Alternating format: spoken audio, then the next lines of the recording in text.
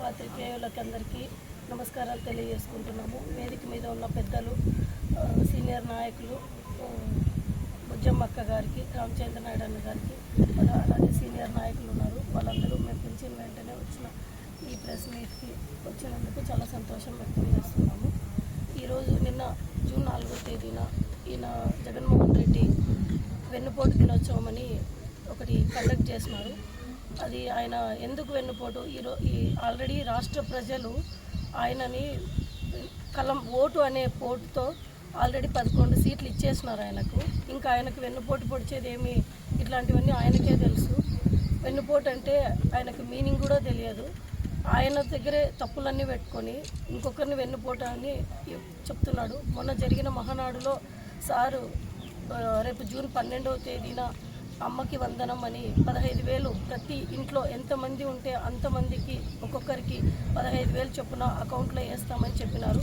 ఇంకోటి ఆగస్టు 15వ తేదీన ఇట్లా ఫ్రీ బస్సు అని కూడా చెప్పినారు.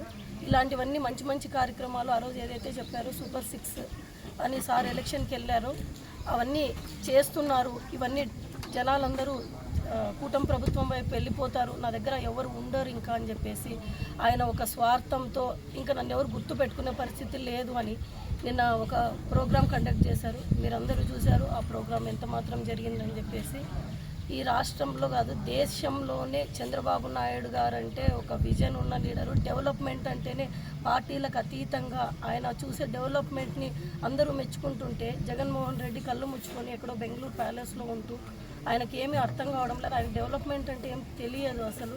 ఒక చంద్రబాబు నాయుడు గారిని, లోకేష్ బాబు గారిని, పవన్ కళ్యాణ్ గారిని, పైన నరేంద్ర మోడీ గారు కూటమి ప్రభుత్వానికి ఎంత సహకరించి లక్షల కోట్లు వెంటనే చంద్రబాబు నాయుడు గారికి గౌరవంతో ఈ రాష్ట్రం ఆల్రెడీ బైఫర్కేషన్లో రాజధాని లేకుండా రాష్ట్రంగా ఉంది అని చెప్పేసి వెంటనే ఫండ్స్ రిలీజ్ చేసేసి ఇది చేస్తుంటే ఆయన ఎక్కడ చంద్రబాబు నాయుడు గారికి మంచి పేరు వచ్చేసి ఇంకా ఎప్పటికీ నేను ఇది కాలేనని చెప్పేసి ఇట్లా జనాల్లోకి వచ్చారు. నువ్వు ఏదైనా అడగాలనుకుంటే నీకు అసెంబ్లీ ఉంది, అసెంబ్లీకి పోకోకున్నట్టుగా ఇక్కడ జనాల్లో ఊరికే గుర్తుపెట్టుకునేదానికి ఇవన్నీ చేయడం చాలా తప్పు. ఆయన గ్రహించుకోవాలా. ఇక్కడ అంతవరకు కూడా కాదు, మనకు 2014 నుంచి టైంలో మన చంద్రబాబు నాయుడు గారు వేదవతి ప్రాజెక్టుకి ఆ రోజు ఇక్కడ శంకుస్థాపన చేసి ఫండ్స్ రిలీజ్ చేస్తే వీళ్ళ కమిషన్ల కోసము ఆ ప్రాజెక్ట్ని నిర్వీర్యం చేసి అసలు పనులు జరగకుండా ఆపేసి అన్నీ ఇక్కడ చూస్తున్నాం. మీరు అందరికీ తెలుసు, మీడియా మిత్రులకు అందరికీ ఎలా ఆపినారు. ఇప్పుడు మరి మన గవర్నమెంట్ వస్తుంది. ఆ రోజు పాదయాత్రలో లోకేష్ బాబు గారు వచ్చారు. మన ఆలూరు నియోజకవర్గంలో వచ్చినప్పుడు తప్పకుండా వేదవతి ప్రాజెక్ట్ని పూర్తి చేస్తాం, ఆలూరు నియోజకవర్గానికి నీళ్ళ సమస్య అనేది లేకుండా చేస్తామని చెప్పి ఉన్నారు.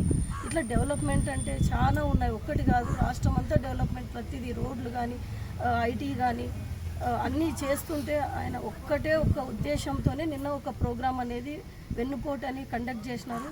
అది ఆయనను మళ్ళీ నన్ను మర్చిపోతారేమో ప్రజలు అని చెప్పేసి అన్ని అబద్ధాలన్నీ చెప్పేసి నిన్న పెట్టారు.